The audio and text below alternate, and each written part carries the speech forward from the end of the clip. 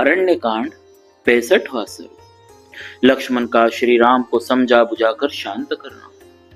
सीता हरण के शोक से पीड़ित हुए श्री राम जब उस समय संतप्त हो प्रलय कालिक अग्नि के समान समस्त लोकों का संहार करने को उद्यत हो गए और धनुष की डोरी चढ़ाकर बारंबार उसकी ओर देखने लगे तथा लंबी सांसें खींचने लगे। साथ ही कल्पांत काल में रुद्रदेव की भांति समस्त संसार को दग्ध कर देने की इच्छा करने लगे। तब जिन्हें इस रूप में पहले कभी नहीं देखा गया था, उन अत्यंत कुपित हुए श्री राम की ओर देखकर लक्ष्मण हाथ जोड़ सूखे मुंह से इस प्रकार बोले, आर्य, आप पहले कोमल स्वभाव से युक्त, जितेंद्रिय और समस्त प्राणियों के हित में तत्पर रहे हैं। अब क्रोध के वशीभूत होकर अपनी प्रकृति स्वभाव का परित्याग न करे। चंद्रमा में शोभा, सूर्य में प्रभा, वायु में गति और पृथ्वी में क्षमा जैसे नित्य विराजमान रहती, उसी प्रकार आप में सर्वोत्तम यश सदा प्रकाशित होता है। आप किसी एक के अपराध से समस्त लोगों का संहार न करें। मैं यह जानने की चेष्टा करता हूं कि यह टूटा हुआ युद्धोपयोगी रथ किसका है, अथवा किसने किस उद्देश्य से जुए तथा अन्य उपकरणों सहित इस रथ को जो तोड़ा है, इसका भी पता लगाना है। राजकुमार, यह स्थान घोड़ों की खुरों और थके पहियों से खुदा हुआ है, साथ ही खून की बूंदों से सींच उठा है। इससे सिद्ध होता है कि यहाँ बड़ा भयंकर संग्राम हुआ था, परंतु यह संग्राम चिन्ह किसी एक ही रथी का है, दो का नहीं।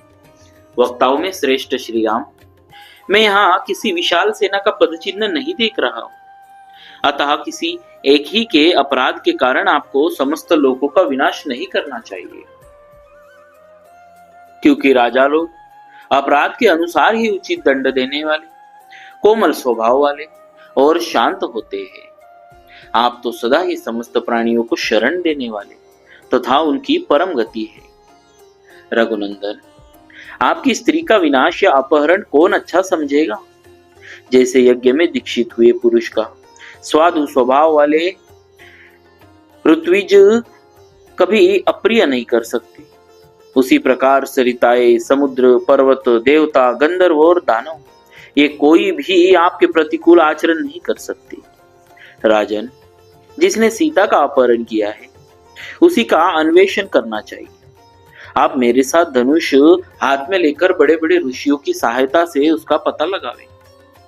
हम सब लोग एकाग्रचित्त हो समुद्र में खोजेंगे, पर्वतों और वनों में ढूंढेंगे, नाना प्रकार की भयंकर गुफाओं और भांति भांति के सरोवरों को छान डालेंगे तथा देवताओं और गंधर्वों के लोकों में भी तलाश करेंगे। जब तक आपकी पत्नी का अपहरण करने वाले दुरात्मा का पता नहीं लगा लेंगे, तब तक हम अपना यह प्रयत्न जारी रखेंगे।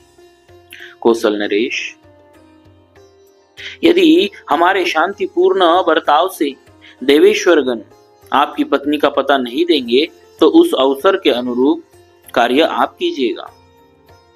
नरेंद्र, यदि अच्छे शील स्वभाव, सामनीति, विनय और न्याय के अनुसार प्रयत्न करने पर भी आपको सीता का पता न मिले, तब आप सुवर्णमय पंख वाले महेंद्र के वज्र तुल्य बाण समूह से समस्त लोगों का संहार कर डाले।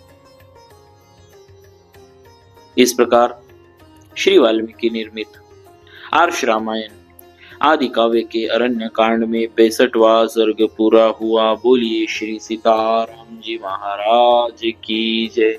भक्तवत्सल भगवान की जय।